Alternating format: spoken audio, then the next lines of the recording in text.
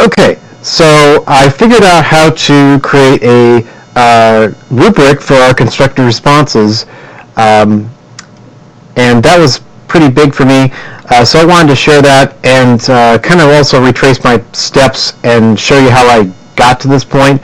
So as you can see, I've got the rubric, and so I put in embedded in my discussion board so that all I have to do now is when I grade something, I can read the response, just click on whatever point value I want to give it. So I've got the descriptions here. I can match, okay, I think this is a 4 or a 3, 2, and then once I've clicked on all the different categories, it kicks out a score for the student, which is awesome. So, and I figured out how to do it even with the complicated rubric that we have for this particular constructor response. Because if you notice, for the constructor response, we've got 2 criteria that are graded on a 4-point scale, and the grammar and mechanics, which is a separate criteria, is graded on a 2-point scale.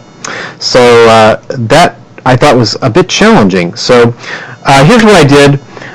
What I did was I actually went back to, well, first of all, let's go back to the main home page.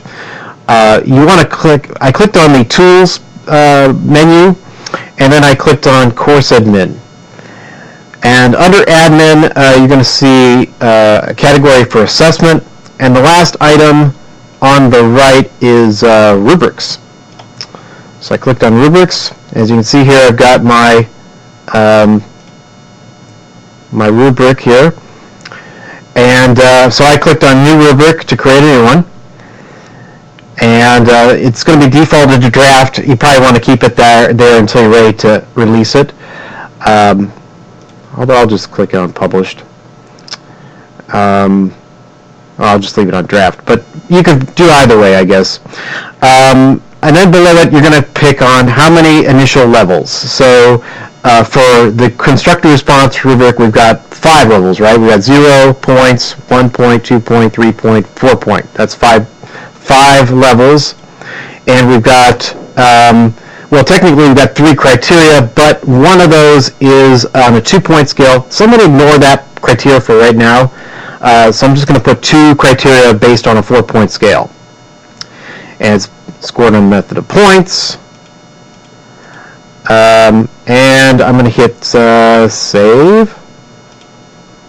Oops, I got to give it a name, so I'll call it sample constructor response, whatever you want to call it.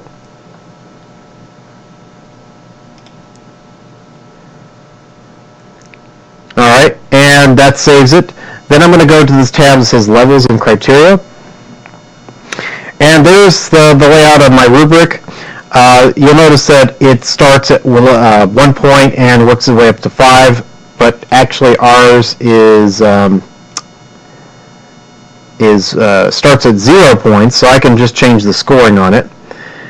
And what you're going to know is, okay, so here's the level, and you can either do it by level or by criteria. When I click on by level, it shows me criteria 1, criteria 2. So when you open up your rubric, you can put in here, okay, so criterion 1, the worst level is, has no clue what he's doing, whatever the 0 point scale is for one criteria, and then below it, the next criteria. I really don't use the feedback box because I like to make my own custom feedback, but you could, I guess, make some generic feedback over here if you want to give them some tips like, okay, so if you didn't use if your thesis is not there, how do you get a thesis in here? You can put some general tips, but I just put in the criteria, and then when I'm done, I hit save. And what it does is you'll notice it changed the point values, and if I had any criteria, the description of the criteria, it would put it in these 2 boxes. The other thing you can do is you can do it by criteria. So you can edit the criteria, and what you should see are the various levels. So I can go 1 criteria at a time, copy in level 1, 2, 3, 4, 5, and then hit save. But because my point values are all messed up, what I'm going to do is I'm going to go in here and edit criteria group. Yeah, there we go. So then that gives me an opportunity to change the point values to 0, 1, 2, 3, 4 for a 4-point scale. And I can change the criterion names so that it could be like, I forget what the name, focus and thesis, and it could be evidence and support as one. Hit save.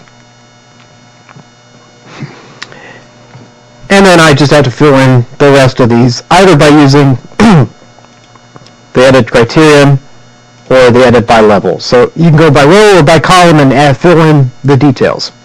Pardon me. But I still have the issue of, what do I do with this 2-point scale? How do I integrate this in there? And so what I found was there's a button that says Add Criteria Group. So I clicked on it. I said, okay. And so I can call this the grammar mechanics one. And so I got 3 criteria. Yeah, so I got 0 point. Sorry, not number of criteria. So I would want 1 criteria because it's grammar mechanics. The number of levels would be 3. So I got a 0-point level, a 1-point level, and a 2-point level. So I put 3. So I hit save. And now I can give it how many points I want. So it's out of a 2-point scale, so the lowest level is no points, 1 point, or 2 points. And I can give it whatever. I can change the name of the levels, and I can change the criterion name.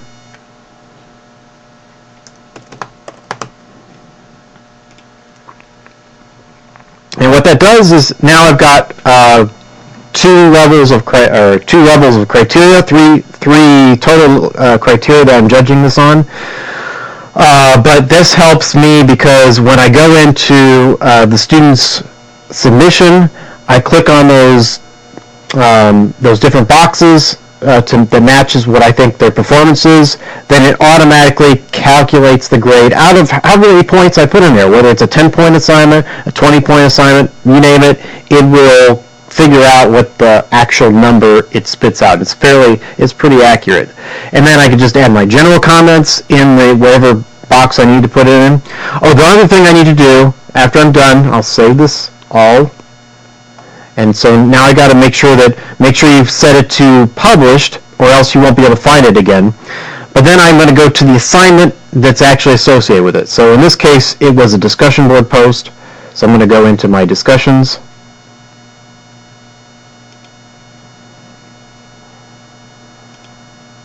And there's my LC Appreciation Week topic, my constructive response. So I'm going to hit Edit Topic. And then under Assessment, the Assessment tab, I'm going to then click on Add Rubric. And if it's published, then I can check this box and hit Add Selected, and then Save and Close. And then we're good to go. And that is it. It was surprisingly not that hard to figure out. The hardest part was copying all that information, all the details from the PDF to the actual boxes that I had to fill in. And that was a little tedious. But otherwise, it worked out pretty well. All right, hope this helps.